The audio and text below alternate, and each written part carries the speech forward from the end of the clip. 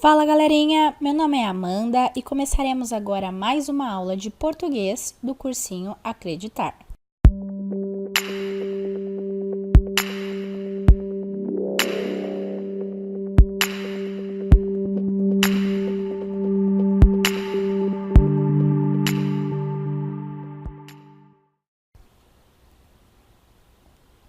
Dando continuidade ao nosso bloco de aula sobre classes gramaticais, hoje abordaremos os artigos, os numerais, as interjeições e as preposições.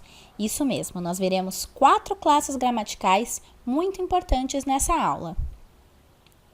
Lembrando que na língua portuguesa nós temos 9 classes gramaticais e algumas delas são classificadas como variáveis, quando aceitam a flexão de gênero ou de número, e outras como invariáveis, quando não aceitam flexão nem de gênero e nem de número. Nessa aula, nós veremos 2 classes invariáveis e 2 classes variáveis. Começando com os artigos, uma classe gramatical variável. Nós definimos artigo como a classe gramatical que acompanha o substantivo, que pode servir tanto para generalizá-lo como para particularizá-lo. Em algumas vezes, seu uso é fundamental para que a gente especifique qual que é o gênero ou o número de um substantivo. Eles vão poder ser classificados em indefinidos, quando possuírem um sentido genérico, ou definidos, quando tiverem a função de particularizar o substantivo. Os indefinidos são uma, uns, umas, e os definidos são o, a, os, as. Vamos dar uma olhadinha nesse exemplo. Na frase, fui a uma pescaria para me divertir. A palavra uma não particulariza o substantivo pescaria. Muito pelo contrário, ela nos traz uma ideia, uma noção genérica, que pode representar qualquer pescaria. É muito comum, entre os artigos, eles se combinarem com algumas preposições. E nesses casos vai acontecer a geração de novas palavras. Por exemplo, a combinação de artigos definidos com a preposição a pode gerar a palavra ao. Ou a preposição de, que também pode se combinar com qualquer artigo, formando, por exemplo, da, das, do, dos. Outra preposição que também pode sofrer esse processo é a preposição em, que pode formar no, na, nos, nas, num, numa, nuns, numas, dependendo do artigo com o qual ela se combinar. E, por fim, a preposição por. Mas, nesse caso, ela se combina apenas com os artigos definidos. Então, a preposição por apenas aceita a combinação com artigos definidos. O, a, os, as, formando pelo, pelos, pela ou pelas. Vocês perceberam que a parte dos artigos é bem curtinha, bem facinho. Vejamos agora a nossa próxima classe gramatical de hoje, os numerais. Os numerais são as palavras que indicam os seres em termos numéricos. Ele vai atribuir uma quantidade ou até mesmo situá-lo em uma sequência numérica.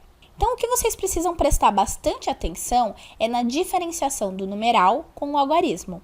O numeral, ele vai ser a palavra que vai representar o algarismo, mas que também pode representar proporções, quantidades, ordem. Por exemplo, a palavra década, dúzia, par, em que todas elas são numerais. Os numerais, eles podem ser classificados em cardinais, ordinais, multiplicativos ou fracionários. Os cardinais serão aqueles que se referem a uma quantia ou uma medida, como por exemplo, 1, 2. Já os ordinais, como o próprio nome diz, vão definir uma ordem, por exemplo, primeiro, segundo, terceiro. Já os multiplicativos, os fracionários, eles vão se referir a proporções. No caso dos multiplicativos, indicando quantas vezes uma quantia foi aumentada. E no caso dos fracionários, indicando quantas vezes a quantia foi reduzida. Percebam que os únicos numerais fracionários propriamente ditos são meio, metade, terço ou terça parte. Todos os outros são, na verdade, expressos pelo ordinal correspondente ou até mesmo pelo cardinal seguido da palavra avos. Por exemplo, 1/5 ou quinta ou 5 avos. Os multiplicativos, eles também aceitam esse processo, mas, nesse caso, o numeral cardinal, ele deve ser seguido da palavra vezes. E esse processo de geração é importante para que a gente possa suprir os casos em que não há formas especiais para reproduzir essa ideia. Por exemplo, quando dizemos 13 vezes ou 40 vezes. Só por meio do uso do cardinal mais essa palavra acessória é possível gerar a ideia de multiplicação por uma determinada quantia, porque nem todas as quantias possuem um numeral específico, uma morfologia de numeral específica. Sobre a leitura dos numerais, nós devemos nos atentar que separamos os conjuntos de milhares, milhões e centenas com vírgulas, ou seja, por uma pausa de leitura. Já as centenas, dezenas e as unidades, nós separamos pela conjunção e. Então, 1.203.726 se lê dessa forma porque segue essa regra, separando a unidade de milhar das centenas por meio de uma pausa e as centenas das dezenas por meio da conjunção e. Reparem que o correto é 45.000, com o uso da conjunção e. Por quê? Porque apesar da gente estar se referindo à casa dos milhares, nós estamos separando uma dezena da sua unidade. E por isso, nesse caso, a leitura correta é 45.520. Por ser uma classe gramatical variável, os numerais eles têm a capacidade de se flexionar em gênero e em número. Os numerais que permitem a flexão concomitante de número e gênero são apenas os cardinais 1, 1, 2 e 2, ou até mesmo aqueles que indicam centenas do 200 para frente, do 200 em diante, porque a centena 100 não vai se flexionar e todos os demais irão. Por isso, nós temos 200 e 200, 300 e 300 e assim por diante. Os numerais multiplicativos, eles só se flexionam quando atuam em funções adjetivas, ou seja, quando eles estiverem qualificando um substantivo. Por exemplo, na frase, ele tomou doses triplas. Como triplas está qualificando a palavra doses, ele pode se flexionar em gênero e em número. Já os ordinais e os fracionários, eles sempre se flexionam em gênero e número.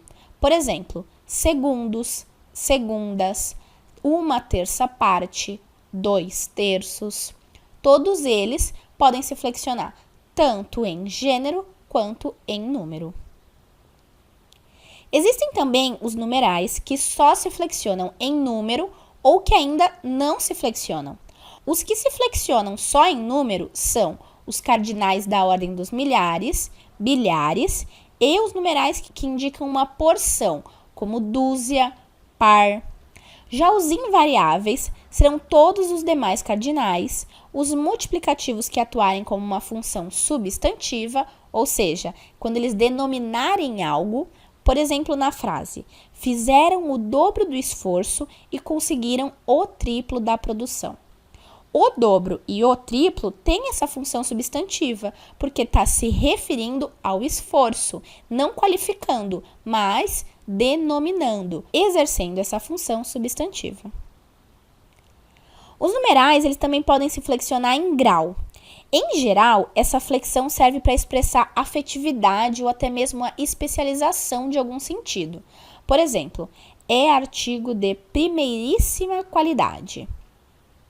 O grau superlativo, nesse caso, foi usado para especificar um sentido, ou na frase, o time está arriscado por ter caído na segundona. O superlativo, nesse caso, também quer dizer uma especificação de sentido. Quando nós usamos os numerais junto a um substantivo, nós temos que nos atentar à leitura.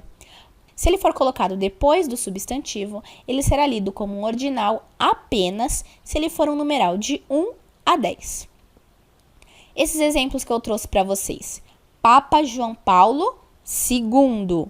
Se fosse Papa João Paulo 21, nós leríamos como um cardinal, porque excede, porque é além do número 10. A exceção a essa regra se refere aos termos jurídicos. Nesse caso, nós usamos apenas os ordinais do 1 ao 9, ou seja, do 1º ao 9º. A partir do 10, nós já usamos os cardinais. Então, nós dizemos artigo 1º e artigo 10, artigo 11, artigo 12, assim por diante. Agora, se o numeral tiver antes do substantivo, ele sempre vai ser tratado como ordinal. Por exemplo, se ele for colocado antes do substantivo, nós leremos 22ª maratona. Se ele for colocado depois do substantivo, ficaria maratona 22. Porque seguirá a regra de leitura em cardinal por ser um numeral maior que 10. Já para os dias do mês, nós utilizamos os numerais cardinais, exceto para o primeiro dia do mês, que convencionou-se a gente usar o emprego da forma ordinal. Por exemplo, nós dizemos 20 de setembro, mas também aceitamos a forma 1º de outubro, devido a essa convenção. Existem algumas observações finais importantes sobre os numerais. Algumas formas enfáticas são aceitas na norma culta. Elas são ambos os dois, ambos a dois, ambos de dois e a ambos dois. Todas elas são aceitas na norma culta. E nós podemos usar, já que os dois se referem a uma quantidade. Outro ponto importante é que nós não usamos a palavra antes de 1000. Esse uso ele era restrito ao preenchimento de cheques e hoje caiu completamente no desuso. E como nós já vimos nessa aula, mas vale a pena ressaltar nesse momento, é que as palavras milhão e milhar são palavras masculinas e o artigo deve ser flexionado nesse gênero para sempre realizar a concordância adequada. Então ficaria o milhão e o milhar. Por fim, atentem-se sempre na distinção de numeral 1 e indefinido 1. O numeral vai expressar uma contagem, uma quantia. Já o artigo indefinido 1, ele vai expressar uma generalização. Na dúvida, se vocês pegarem uma frase, tente colocar ela no plural. Se você perceber que o plural da palavra 1 deve ser a palavra 2, então nós estamos nos referindo a um numeral. Mas se você perceber que o plural de 1 for a palavra uns, aí sabemos que estamos diante de um artigo indefinido. Vamos ver agora nossa terceira classe gramatical de hoje, as interjeições. As interjeições, elas representam uma classe de palavras invariáveis. Ou seja, elas não aceitam, elas não sofrem flexão de gênero nem de número. Algumas até podem apresentar uma variação de grau, mas essa variação é apenas para expressar uma maior ou uma menor afetividade sobre o assunto. Basicamente, a função das interjeições é de exprimir emoção ou sensação por meio de palavras ou expressões curtas. Ou seja, a gente não precisa de uma formulação frasal complexa para expressar uma emoção. Podemos fazer uso das interjeições. Vamos dar uma olhada nesse exemplo. Na frase droga, preste atenção quando eu estou falando. A palavra droga é uma interjeição que remete a todo um sentimento de raiva, mesmo sem uma construção frasal. Também seria possível a gente expressar essa mesma emoção por meio de uma frase complexa. Poderíamos substituir o droga pela frase, por exemplo, estou com muita raiva de você. Geraria o mesmo significado, mas por meio dessa construção frasal. Por conta de toda essa complexidade que pode ser expressada pelas interjeições, existem linguistas que acreditam que seria mais correto a gente classificar as interjeições não como uma classe de palavras, mas como um tipo de frase, já que ela aborda um significado afetivo tão completo, tão complexo. Além do contexto, nós temos que prestar atenção em outro elemento que sempre expressa essa função afetiva das interjeições, que é o tom exclamativo, marcado pelo ponto de exclamação. Isso vai permitir que outras palavras de outras classes gramaticais também possam cumprir a função de interjeição. Ou seja, é mais um recurso para que a gente possa dar ênfase a um sentimento ou a uma emoção, mesmo quando a palavra pertence primariamente a uma outra classe gramatical. Então, nós transformaríamos essa palavra em uma interjeição. Outro elemento seria a fonética, ou seja, a entonação que nós damos às interjeições, porque essa entonação estará vinculada ao seu significado. Por exemplo, se a gente fala, psiu, estão te procurando na rua. Com essa entonação, a interjeição psiu traz a ideia de que alguém está chamando pelo outro. Agora, se nós dizemos psiu apenas em um contexto de sala de aula, de hospital, esse psiu passa a transmitir a ideia de um pedido de silêncio. Ou seja, diferentes pronúncias também contribuem para diferentes significados das interjeições. As interjeições, elas podem ser classificadas em duas funções. Pode ter a função exclamativa ou apelativa. A exclamativa, ela vai representar um sentimento ou uma emoção. Já a apelativa, ela vai acontecer quando for representar um pedido ou uma aclamação. Por exemplo, em seu trabalho deve ser muito interessante. A interjeição a traz essa ideia de surpresa e por isso ela é exclamativa. Já em cuidado, saia da minha frente, a interjeição cuidado tem a função apelativa porque expressa uma solicitação. Sobre as estruturas formadoras, as interjeições, elas podem ser formadas por simples sons vocálicos como o, a, ou palavras de fato como oba, olá, claro, e até mesmo por grupos de palavras que formariam locuções interjetivas. Por exemplo, meu Deus, ora bolas. Outro ponto interessante de vocês saberem é que as interjeições, elas apresentam uma vasta classificação. E essa classificação é baseada no sentimento expressado por ela. É claro que é muita coisa para vocês decorarem, então não se preocupem com isso. Essa tabela serve apenas para que vocês já tenham visto isso em algum momento. Por isso eu vou só citar cada uma delas, para que pelo menos vocês já tenham ouvido falar no assunto. Vamos lá, as interjeições poderiam ser classificadas em advertência, afungentamento, alegria ou satisfação, alívio, animação ou estímulo, aplauso ou aprovação, concordância, pedido de auxílio, silêncio, repulsa ou desaprovação, desejo ou intenção, um pedido de desculpa, dor ou tristeza, dúvida ou incredulidade, espanto ou admiração, impaciência ou contrariedade, saudação, chamamento ou invocação e até mesmo terror ou medo. Tá aí as 18 classificações das interjeições e com isso nós encerramos essa classe gramatical. Essa parte serviu apenas para vocês se atentarem e utilizarem esses conceitos na hora da interpretação textual. Vamos agora para a nossa última classe gramatical de hoje, que será as preposições. As preposições, elas formam uma classe de palavras invariáveis, que terão a função de estabelecer uma conexão entre as palavras. E essa relação estabelecida sempre é formada pela associação do tipo subordinativa. Ou seja, o sentido da frase ele passa a ser dependente da união de todos esses elementos vinculados pela preposição.